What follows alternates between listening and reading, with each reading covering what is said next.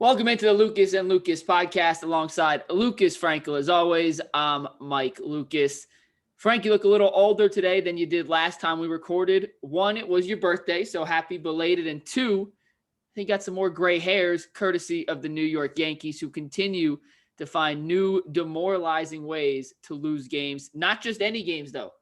Games to the Boston Red Sox, which I know hurt twice as much to any true Yankee fan like yourself. So, Frank, I'm just going to put it on a tee here. Go wherever you want. Is this the most frustrating Yankee team you've ever watched? Are these the most frustrating losses you've ever seen? Does Aaron Boone deserve to be the coach tomorrow? Because the answer is no. And then, whatever you want. The floor is yours. All right, we'll start with Boone. Let's just get this out there, and I never want to talk about it again. He's not getting fired. Listen, I originally called for it in like the beginning of May. It's not happening. Hal Steinbrenner is not firing, and Brian Cashman are not making a managerial change during the season. Boone is going to finish the season out, and if the Yankees do manage to somehow miraculously make a run, then maybe he'll potentially find a contract extension in his future with the Yankees. But I think that this is all shaping up for Boone to not be renewed, and he'll be gone as manager. But we'll start with that, just to get that out of the way before I go on to what I do agree, by the way. He will not be fired midseason. And he should be. I mean, he should be the manager. He won't. I've been calling for that for, I think, 3 or 4 months now, and it's just not happening. I mean, I've basically given up any hope, any faith that the Yankees are going to do the right thing in that regard. It's not happening. But to the matter at hand, Mike, I've been alive for 28 years now. I've never seen a team collapse routinely like this team.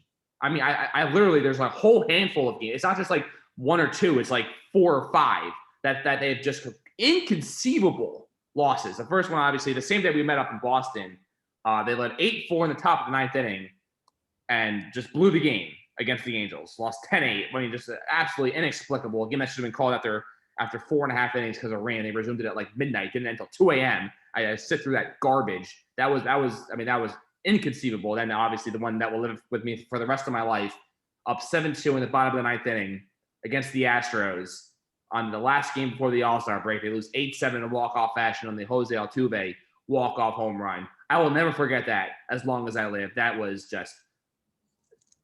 you can't fathom losing that game. And then yesterday, it seemed like Domingo Germán was about to no-hit the Red Sox. It was going to be a magical day in Boston. The Yankees were going to be back. They had split the series. It should have been 3 out of 4. And Domingo Germán was going to etch his name in like Yankee history as one of the greatest performances on the mound I've ever seen. And he gives up 1 hit. Aaron Boone runs out there like an animal. He is so ready to take Domingo Germán out of the game. Could not wait to do it. Brings in Loaizaga. Had nothing. And then he leaves him in for an extra batter. I was screaming, get him the hell out of the game. He's got nothing. And you're facing Kike freaking Hernandez, who broke my heart on Thursday with a double in the 9th inning with 2 outs. You have to bring in anyone else there because he had nothing. He couldn't get me out. He couldn't get you out. That was just a disaster waiting to happen. They finally go to Britton when it's 4-3, no outs, runners on second and third. Britton gets 3 outs, retires 3 hitters in a row, but one of them scores on an RBI grind out. I don't know why the infield was playing back there. You play the infield in, they got the runner at the plate on, I believe, the Bogarts chopper to Gleyber Torres, and the Yankees probably end up winning that game. And I can't do it with this team. I was inconsolable after the game. You could not talk to me. I was like snapping at people for talking about it. I couldn't watch the highlight. They brought in someone to talk about it. I had to leave the room. I just can't. I can't do it with this team. I don't want to hear any Yankee talk today. Any Yankee talk yesterday. I don't want to hear it. I don't care what you have to say about it. I just have no. They even talked about part of my take today. They never talk about baseball ever. And there was like the second thing they talked about on their show. And it's destroying my heart. I can't take it anymore. But you know what? The worst part about it is I'm going to continue to be sucked in by this stupid freaking team. It's ruining my damn life. And I am sick of it because they are only 2 games in the loss column back of a wild card spot. And you know they're going to go on a run here. Aaron Judge is coming back. They're probably going to get a piece of the deadline to suck me the hell back in. But it's not going to matter because this team is a freaking fraud. And I'm still going to get sucked in. And I can't do it anymore.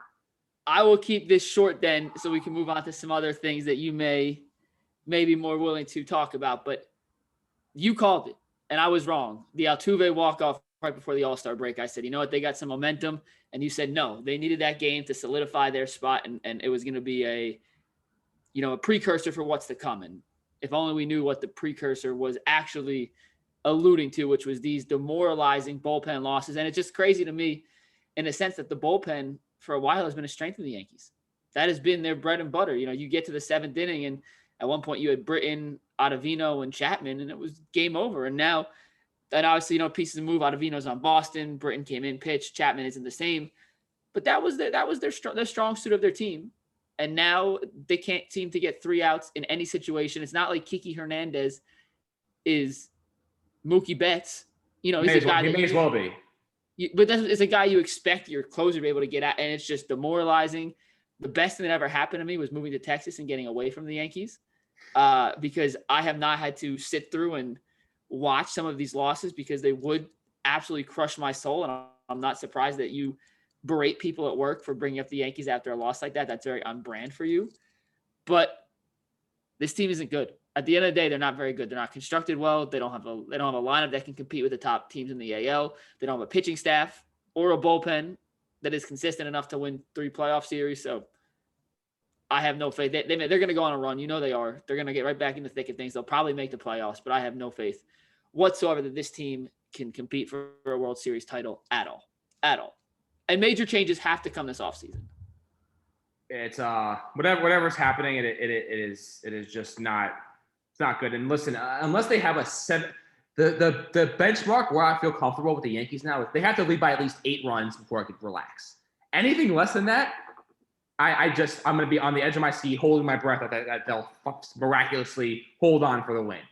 That I will not feel comfortable in any other situation. It's got to be an 8-run lead, otherwise disaster is waiting to happen. And once the Verdugo hit the double that on a ball that Greg Allen should have caught to break up the no-hitter, then I could just see the avalanche coming, and it never stopped. It was out of control, and just like real avalanches in real life, it was not good. But man, so next up they have the 3 games with the Rays this week, and then the freaking and Stan was supposed to play the outfield. Guess what? That didn't happen because he can't play the stupid outfield. Boone made some bullcrap excuse why he didn't play the outfield. I can't take him anymore. Let's talk about something else. Let's lower the blood pressure. Talk about something else. Okay, Team USA basketball, another great topic for us. They lost to France with Evan freaking Fournier, 28 points, game high for Evan Fournier. He beat a team with Kevin Durant, Damian Lillard, Jason Tatum, Zach LaVine, Bam Adebayo, Drew Holiday, Chris Middleton, and they lose to Evan freaking Fournier. How the hell does this? I know they missed their final 9 shots. They were outscored 16-2 in the final, 3 or 4 minutes of the game. Minutes. And man, how the hell do you explain this? It makes no sense. Did you see Damian Lillard's quote after the game? He said something about international basketball, like dudes get like superhuman powers that don't usually have them. He said, yeah, guys in the NBA play very differently and become different players internationally. Well, the same can be said about the U.S. because the Dame Lillard we saw the other morning was not the same Dame Lillard we've seen take over the NBA games for the Portland Trail Blazers. The same Kevin Durant we saw carry the Nets virtually to the Eastern Conference, hopefully, or to the title if he stayed healthy, was not the same Kevin Durant we saw. Jason Tatum was almost unplayable in the second half of that game. European basketball, I'm not giving an excuse. It is an embarrassing loss for Team USA. A bad loss, flat out, no ifs and buts about it. But it's weird that they have an entire new set of rules for a sport that is so established. Does that make sense? Because the court's smaller. The 3-point line's smaller. Or it's closer, so there's less from the paint. I'm not making sense. I'm just saying the game's different, and the way this roster has been assembled doesn't fit the actual game that's being played. Team USA assembled a basketball roster to play an NBA game. They're playing in FIBA. There's no 3 seconds, so Rudy Gobert can stand at the rim the entire possession. The 3-point line is 1.5 feet closer, so Kevin Durant loses 1.5 feet, 18 inches of space to work on the wide side, go one-on-one ISOs because guys aren't as spread out. They don't have a center. They don't have a real point guard. It's a flawed roster, and the team that got hot and is more familiar with some of these international rules and the little tricks and I won't say tidbits, but the little tricks and traits and tools that help you win an international game like that, they got exposed. And I watched Luka last night too, as I was leaving Miami. Luka's unreal. And he understands exactly how the game's called. It's a more physical game. So Luke is just throwing his body into people and using his 6'8", 240-pound frame. They do a high pick and roll every possession, and that's what Australia and Nigeria like that seems to be the most effective style of offense in international basketball. Team USA wasn't doing any of that against France. I mean, very rarely were they going high screen and roll. They were going ISO on the wing to Tatum, to Durant. I mean, Bam Adebayo, who's a pretty good defender in the NBA, was lost out there defensively. I mean, I don't know exactly what the disconnect is, but this roster and their style of play doesn't fit what is working best in international basketball right now. That doesn't mean they can't overcome with sheer talent and still win this thing. But they got outmanned and outcoached, and Pop didn't do a really good job coaching, which is surprising either. So Luka Doncic is going to – I mean, Slovenia is winning the gold medal. I'm calling it right now. That dude, this is like the grand stage for Luka Doncic. He's going to run amok. He can just do whatever he wants. Slovenia is winning the gold medal. USA is not winning the gold medal. They're 2-3, including the exhibition. I know they easily the most talented roster, but how can you just?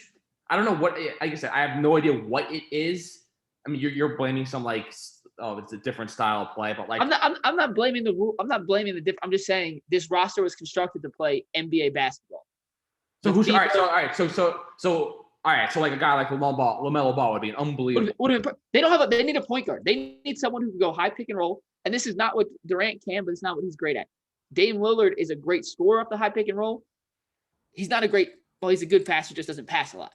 They don't have any facilitators there to get their guys shots in the best positions. And you look at the 2016 team, the 2012 team, they had real point guards. Chris Paul was on that roster. LeBron James played that role at times. Jason Kidd played that role at times. Like, they had guys to facilitate and set up the offense, and LaMelo Ball would have been a great addition. I think Trae Young would have been a great addition on this team. The roster construction is not efficient for the actual type of basketball that's been proven to work in these international rules. The Trae Young thing is going to be I'm curious to see if we'll ever find out the real story about why he wasn't on this team, because he should have been on the team. Obviously, he was dealing with an injury, but he wouldn't be tweeting about all the time how he should be on the team if he was unable to go physically. So it can't be that. There's some underlying reason there, whether it's the assistant coach, Lloyd Pierce, I believe is who it was, who was the Hawks coach at the beginning of the year, who's an assistant on the team. I think that may have had something to do with it. You're right over there? Yeah. I just heard something wiggle. I was trying to see if it was the wind or something else. We are all good. Yes. Lloyd Pierce and Trae Young do not get along, and Lloyd Pierce is an assistant coach. So is that why he's not on the team? I have no intel that tells me exactly why, but gun to your head, is that why Trae Young is not on this team? I would guess it's a large reason why Trae Young's not on this team, yes. But I feel like that would be Trae Young, if he's going to be complaining and moaning about this all the time, then the Lloyd Pierce thing should be a non-factor why he's not on the team. Unless Lloyd Pierce is like, if I'm going to be an assistant on this team, which Lloyd Pierce coming over Trae Young, that can't happen. If Trae Young's like, I will play, but only if Lloyd Pierce is not an assistant, then you choose Trae Young. Granted, I agree, but you look at Isaiah Thomas on the Dream Team. Jordan but that's different though. That's Michael Jordan. That's the leader of the team. We're talking about an assistant coach who doesn't. But I'm saying there are certain situations where, all right, you don't get along with this person. This person's here. You're not coming. So it's not right. I'm not excusing. Trae Young should be on this team. LaMelo Ball should be on this team. But you asked why. I think that is why. Well, I mean, I like to hear the real story for myself, but we got bigger fish to fry at the moment. All right, so put you on the spot right now. Does USA win gold? Yes or no? They medal. They don't win gold. Who do they lose to? I think Luka. I think Slovenia. I really do. I think Slovenia is set up to win this style of basketball. I mean, I couldn't name who else do they have a single other NBA player? Boban. Oh, they're not. Oh, so it's Luka and Boban. I mean, if Luka's going to win, he dropped 48 in the first. He's got to drop 45 to 50 every single game minimum. So if he has one bad game, I mean, they're toast. But, actually, no. You know what? U.S. is going to win the gold. We're overthinking. The U.S. is still going to win the gold. No, they're not. They're not. I'm telling you, they're not. This team is. It's 2004 all over again. They'll win bronze or silver, but they're not winning gold. It's not happening. So the Milwaukee Bucks won the NBA championship. Should have been the next title. Back. Is Giannis the most improbable, amazing movie script athlete of all time. Yes. Yeah. And it makes it even better that he's as likable as he is. Like there's hard to find something to nitpick Giannis about. I can. Because he handles himself flawlessly. He seems like a genuinely awesome, down-to-earth, cool guy. I mean, he just won the NBA title and he's going to Chick-fil-A and asking for 50 chicken minis. I mean, that's what I would do. That's something you would do. Like, and now it's Giannis. The way he transformed his game, the way he dissected Phoenix, the way he didn't allow what looked to be a serious injury to stop him on this quest for a championship, the way his body has transformed from when he came into the league, the way his basketball game has transformed since he came into the league, and the way his whole story has come about. I mean, this was a guy who was sharing basketball shoes with his brothers back in Greece, playing in horrible basketball gyms in random Greek high school. Like, the fact that he's here today is a true, it's a true testament of hard work, determination, and betting on yourself. Good fortune, good luck, and being in the right spot at the right time. It's also a testament to loyalty. I mean, Giannis could have very easily not signed the Supermax and have had the whole free agency story looming over his head this entire season, and it would have been a major storyline throughout the postseason.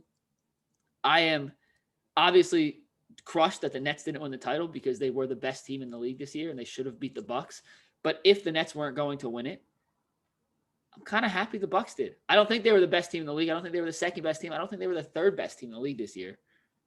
So I don't think the right champion was crowned, but I have no issue with how the dominoes fell with Milwaukee being your 2020, 2021 NBA champions.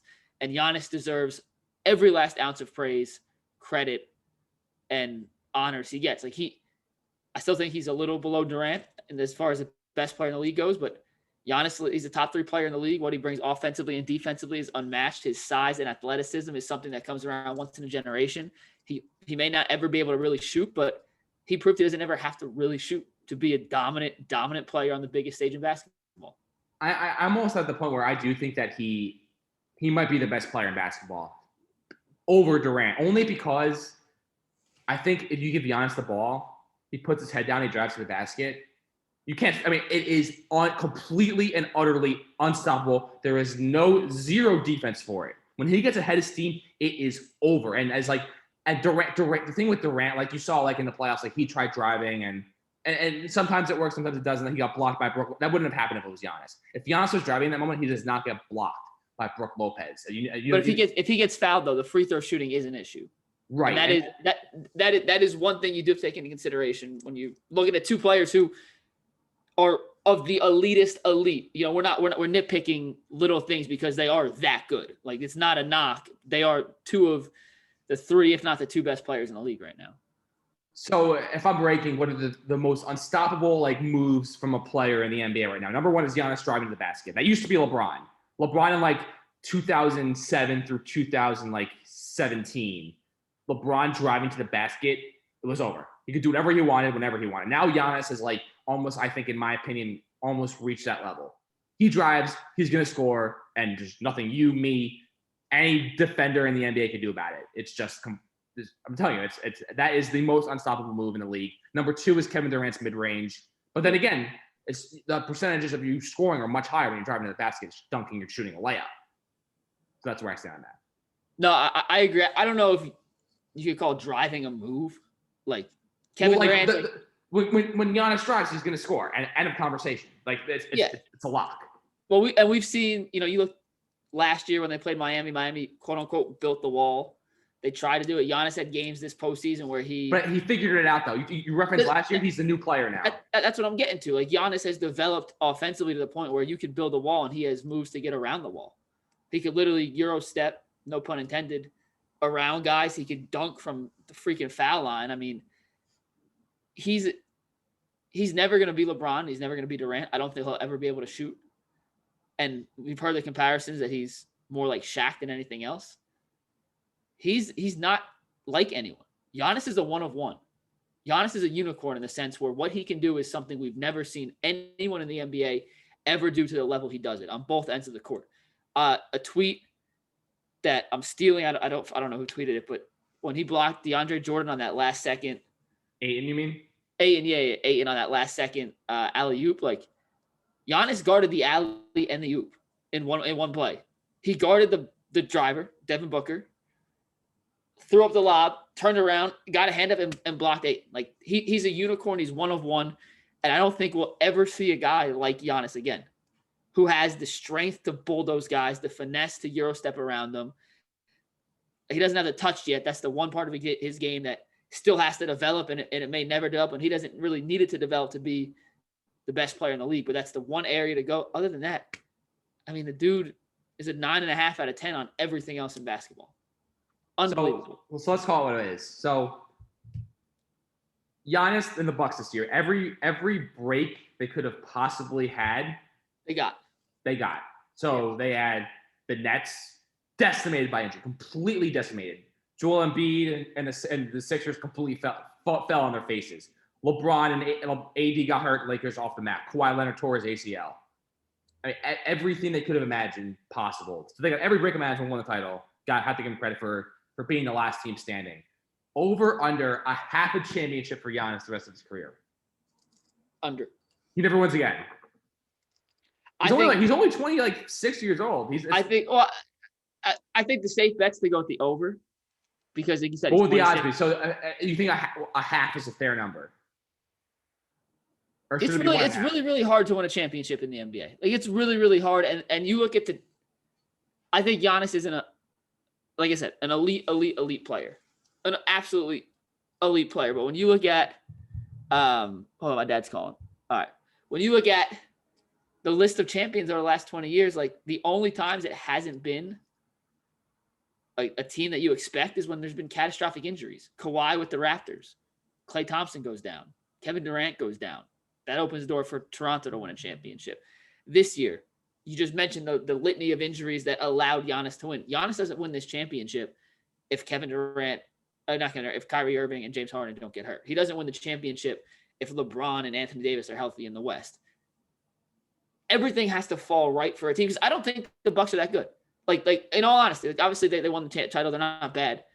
Chris Middleton played well-ish. Drew Holiday was a 0 on offense. And outside of that, like, what do you have? Like, I don't think Milwaukee's that good of a team where I feel confident saying they're going to come back. Like, I don't. So I would take the under, but I think the safe bet's probably the over because he's so young.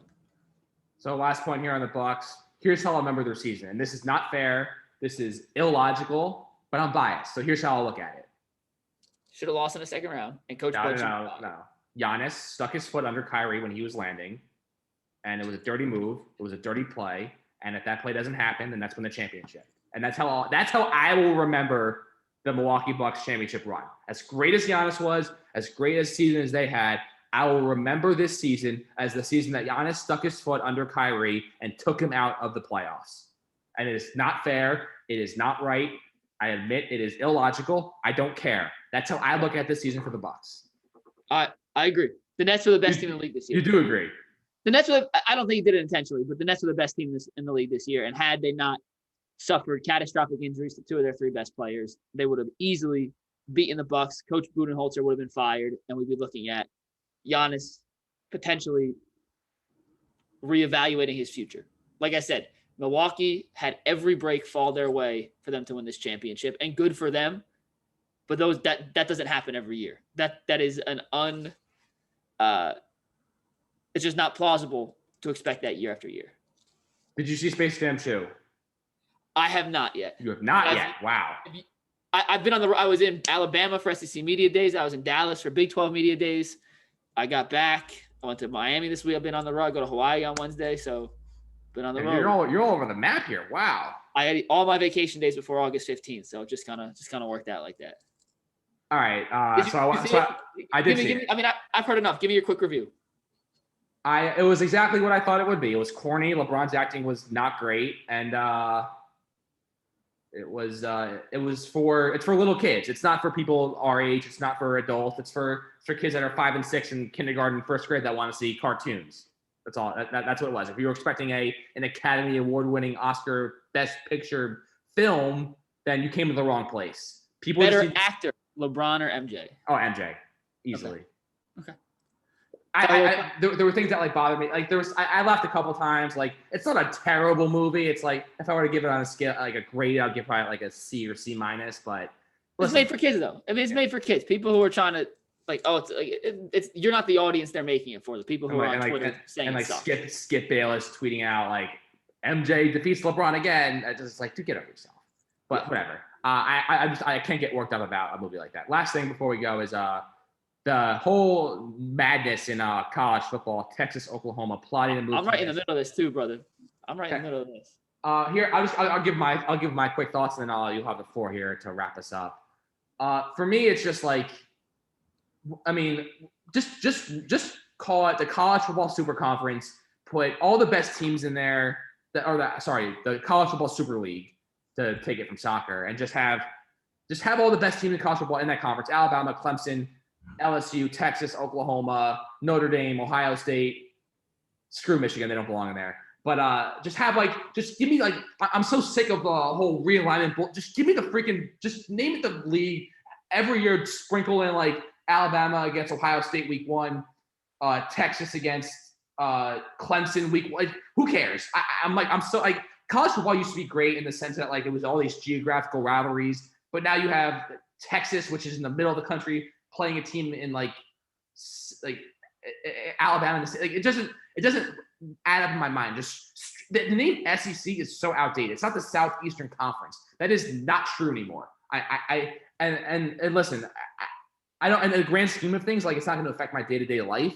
And like, I'm not going to let it like ruin my joyfulness of watching college football. It is sad to see these rivalries like go away and all these like history and tradition that made college football so great. Same with the Yankee Stadium. Like I love seeing the history and tradition carry on, which is why Fenway Park and Wrigley Field are so great. I know I'm like making weird analogies here, but you know what I'm trying to say is like the history and tradition of college football is gone. And you just have to accept that for what it is. And just call it the College Football Super League, put all the stupid teams in there. And I don't want to hear, I'm so sick of greed in life. End story. Well, I'll give you a little inside info. I'll give you a little what I'm hearing. I'll give you what I want to hear. Okay. So Brent Zwerneman of the Houston Chronicles, one who broke the story on Wednesday. I was sitting with Brent. Brent's a friend of ours, a friend of mine. I was sitting next to Brent when he got the tip that led him to get the big scoop. So I want to take partial credit for this whole story breaking, because Brent was sitting literally to my right at lunch. So you saw him react. You saw his reaction when he got this information. Not to the scoop, but to the tip that led him to the scoop. I've never heard of this guy, but is he sitting there like, holy hell? And then like, you like, wait, what just happened? No. So Brent's an older guy. I'm guessing his 40s. He's been covering A&M for 25 years. It was his anniversary, so shout out Brent. He broke the biggest story of the world on his 14th anniversary. And we were sitting down. He was eating. His phone buzzed. He goes, "All right, I'll meet you all upstairs. I got to go make a call." So nothing big. Right. And then we didn't see him for like 2 hours. And the next thing you know, it's A&M's day, so we're all waiting to talk to A&M guys, and everyone's phone starts buzzing at the same time. We all look down and we're like, "Holy crap! That's what Brent was doing!" Like, oh my god! And next thing you know, it caught like wildfire. Literally broke the internet. But I want to take credit because I was sitting right next to Brent. So if I wasn't sitting there, maybe the whole thing goes differently. Second off, it's happening. It's a matter of when, not if, Texas and Oklahoma are going to join the SEC. College football and college athletics, as we know it, are going to change completely. And I've heard some rumblings that super conferences will be a thing. And I think, reading through the tea leaves of some people I've spoken with, we're going to end up with 3 super conferences. And really 2. It's going to be West Coast is their own thing. And then virtually the Mason-Dixon line cuts it in half. And it's going to be the South versus the North, virtually. And you take all the schools south of the Mason-Dixon line, take all the schools north of the Mason-Dixon line, and you combine it into one super conference. And that's the direction I think we're headed. Not in 2 years, not 3 years, but I think that's the direction long-term this is headed. I think it's going to end up being the West, because the West Coast teams don't necessarily fit in. Colleges don't want to travel 2 time zones, 3 time zones, multiple times a week or multiple times a season. They don't. It seems like they're more than willing to if it means more money. For once, but when if Ohio State, or let's say if Penn State's playing USC, UCLA, and Washington on the road in the same season, it's too much travel for college kids. I don't think they'd be into that. But what I want to see, Frank, if I was the czar of college football, I take the Super League model that we saw almost work or almost come to fruition in European soccer, and add relegation to it. And every year there's 20 teams. If you don't finish top 15, if you're one of the bottom 5, you get booted out. And the next 5 teams that finished outside the top 5, or the top 5 teams outside the quote unquote Super League, they get booted in. And it's a year by year thing.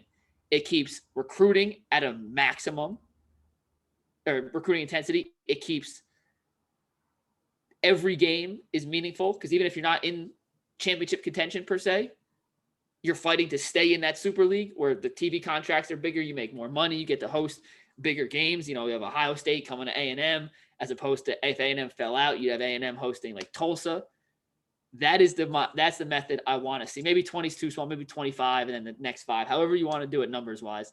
That's the model I want to see college football go to, because I do think it allows the best of the best and the teams that financially can fight with each other to duke it out. It keeps the other teams fighting for something, even if they're not championship contenders. Like I keep going to Tulsa for whatever reason, but you know, Tulsa had a really good season last year. They were ranked 18th to finish the season. You have a historic season like that, you get bumped up to the big boys next year. Hey, let's see if you can really hang with them, or let's see if it's a 1-year flaw. That's the model I want to see go to. I haven't heard anyone talk about it besides me, but if I was the czar of college football, that's the direction I would go. I like that, but I've heard not necessarily the college football relegation, but you hear it in the NFL all the time. You hear it in Major League Baseball, you hear it in basketball. This whole idea of relegation, and I just think that there's too much money in it for that these schools and these programs and these athletic directors and whoever, they will never, ever want to put themselves in a position where they are risking relegation and costing themselves hundreds of millions of dollars. So like, as great as the idea of relegation is, and I'm all for it. I love the concept, especially in like basketball or football or baseball. And I almost wish people would, and not to like say like you're an idiot, that's never gonna happen, but like it's just so never. It's just the possibilities of ever having a relegation system in American sports. It's basically, I mean, it's negative. It's a negative % chance of it ever. Once again, I'm not saying that's not the other stuff's what I reading the tea leaves, hearing from a few people. That's just what I want to see personally. And the whole reason Oklahoma and Texas are leaving the Big 12, coming to the SEC, is because of money. The SEC just signed that ginormous $3 billion contract with CBS for the next decade or whatever it is for broadcast rights. The Big 12 TV contract is like 20% of it. Oklahoma and Texas want money. It's all about the money, which is why the relegation won't happen. But that doesn't mean it's not what I'm rooting for. So here's the teams that, I mean, like, you look at the SEC and the whole super conference thing. So here's who we need to get rid of. We need to get rid of Missouri. That's weird because of basketball, but we're just talking football because that's what people care about is football. Just football, yeah. You get rid of Missouri, Kentucky, Tennessee, South Carolina, Vanderbilt.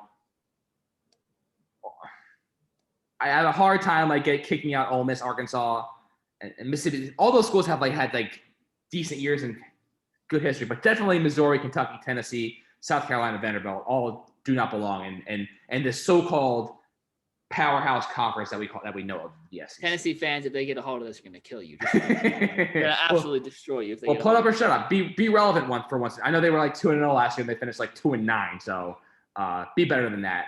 We'll see what happens here. College football, the greed is off the charts. That'll do it for this edition of Lucas Podcast. See everyone next week. Take care.